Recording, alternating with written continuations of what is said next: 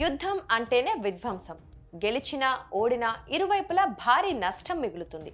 Hamas లక్ష్యంగా ఏడాదిగా Israel సాగిస్తున్న పోరు ఇదే నిరూపించింది. హమాస్ దాడులతో ఇజ్రాయెల్ కొంతమేర నష్టపోగా పాలస్తీనాలోని గాజా నగరం మాత్రం రూపురేఖలు లేకుండా నాశనమైపోయింది.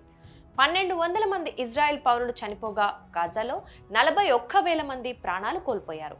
96,000 మంది గాయపడ్డారు. తమ సైన్యం 17,000 మంది మిలిటెంట్లను హతమార్చినట్లు ఇజ్రాయెల్ చెబుతోంది. ఈ యుద్ధం కారణంగా ఒక్క ఏడాదిలోనే ఏకంగా 1,55,000 కోట్ల మేర నష్టం జరిగిందంటే పరిస్థితిని ఊహించుకోవచ్చు.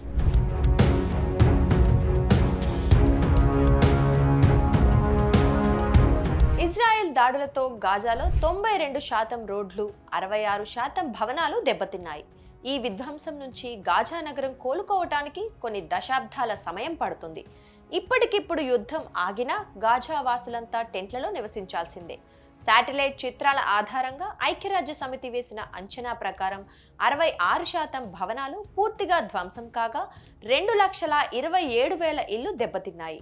మిగిలినవి కూడా నివసించేందుకు అనుకూలంగా లేవు. గాజాలో తాగునీరు, శానిటేషన్ వ్యవస్థ ధ్వంసమైంది. 84% ఆరోగ్య సౌకర్యాలు దెబ్బతిన్నాయి. ఇజ్రాయెల్ దాడులతో గాజాలో 23 లక్షల మంది ప్రజల్లో 90% నిరాశ్రయులయ్యారు. వారంతా శరణార్థ శిబిరాల్లో తలదాంచుకుంటున్నారు.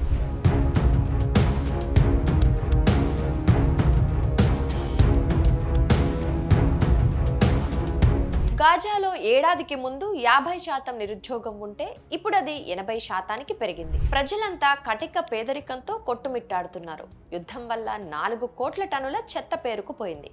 గాజాలో యుద్ధం కారణంగా ఇజ్రాయెల్కు సాయం రూపంలో అమెరికా $17.9 బిలియన్ ఖర్చు చేసింది.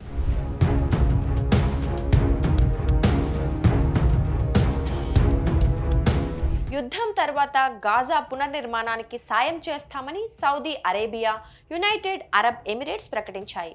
అయితే గాజాలో పాలస్తీనా పాలనను అనుమతించబోమని ఇప్పటికే ఇజ్రాయెల్ ప్రధాని నెతన్యాహు ప్రకటించారు. దీంతో పునర్నిర్మాణం అసలు సాధ్యమేనా అన్న ప్రశ్న ఉత్పన్నమవుతోంది. గాజాలో నిర్మాణాలకు భారీగా సామాగ్రిని తరలించాల్సి ఉంటుంది. దీనికి ఇజ్రాయెల్ అంగీకరించే పరిస్థితిలో లేదు.